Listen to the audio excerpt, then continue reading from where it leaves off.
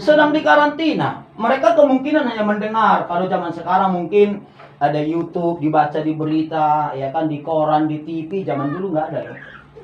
Nggak ada warta berita seperti zaman sekarang, di TV, di handphone. Nggak ada zaman dulu. Dari mana mereka tahu? Dari orang ke orang. Berarti zaman itu, saudara, begitu banyak orang bersaksi bercerita tentang Yesus. Bukan seperti zaman sekarang. Semakin banyak orang Kristen, semakin sedikit Injil diberitakan. Yang lebih dominan diberitakan apa, saudara? Persoalan-persoalan, kemelut-kemelut, perkara, sakit hati, kejadian-kejadian. Itu yang paling sering dibahas. Malu orang bicara tentang firman Tuhan. Kita lihat di rumah-rumah makan, kalau kita pergi ke kedai Syarepa, entah sekali, 2 kali aja, contoh dalam sebulan ya. Kita lihat di situ ada makan 1, 2, sampai 5 orang. Kita berdoa. Amin. Kalau di gereja kedengaran. Ayo. Kalau 2 makan di rumah kedengaran. Kalau di kedai nggak boleh kedengaran ya. Dilarang yang punya kedai kah? Atau malu didengar tetangga? Mungkin ada. Kenapa harus malu? Emang ini kedai Syarepa ada Muslim? Enggak kan?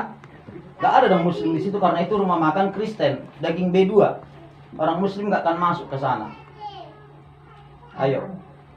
Berani saudara kalau pergi di restoran, di rumah makan, berdoa kedengaran suara, walaupun nggak pakai mic, ya nggak usah pakai mic. Nah itu namanya KKR, sedang KKR. Ya berdoa aja apa adanya. Amin saudara.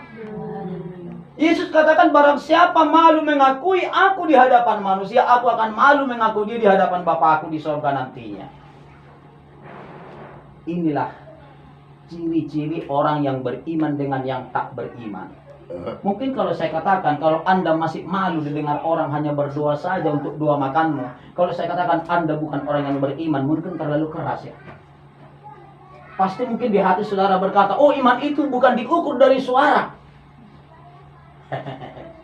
Karena apa saudara? Orang yang tidak pelaku firman, ahli Taurat adalah ahli membela diri. Itu hari Minggu itu khotbah saya kan? Ahli Taurat itu adalah orang yang ahli membela diri dan ahli menyerang orang lain. Dia pintar menyerang orang lain dan ahli membela diri. Saya sering khotbah saudara, yang membuktikan siapa kita bukan omongan kita, tapi keadaan kita. Keadaan kita yang membuktikan siapa kita.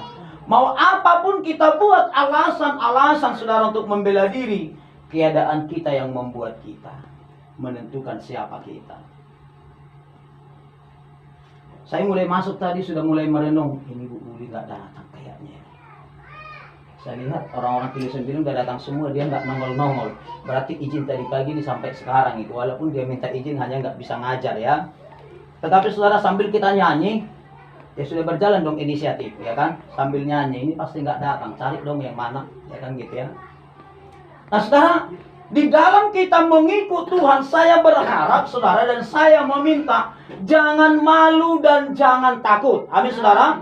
Karena rasa malu dan rasa takut itu identik dengan kekhawatiran. Identik dengan rasa cinta kasih kita yang tanggung-tanggung kepada Tuhan. Saya juga kalau di rumah makan tidak pakai mikrofon kalau berdoa, tapi berdoa saja apa adanya. Tadi kami udah kelaparan, habis ngurus sesuatu ke Duri, kami teruskan ke Kulin. Saya berdoa di situ. Tuhan berkati makanan ini menjadi kekuatan kesehatan buat tubuh kami. Berkati umat-Mu yang sudah memberi kewajiban melakukannya untuk kami berkecukupan. Dalam nama Yesus aku berdoa. Amin. Singkat, cepat, padat. Tidak perlu malu dilihat orang. Toh yang punya itu juga Kristen. Kan malah senang dia. Harusnya seperti itu. Amin saudara. Amin. Ini berteriak. Kalau ada kebutuhan, saudara berteriak dong kepada Tuhan. Amin. Jangan malah didiamin. Saya kurang setuju sekarang rekan kita malah nggak ibadah ya, karena ada kemelut malah nggak ibadah semua. Ya, kebanyakan orang begitu. Asal ada masalah nggak bisa datang ke Tuhan. Tapi kalau perut harus terisi. Hampir nggak ada orang kalau punya masalah nggak bisa makan. Tapi banyak orang makin punya masalah makin kuat makan.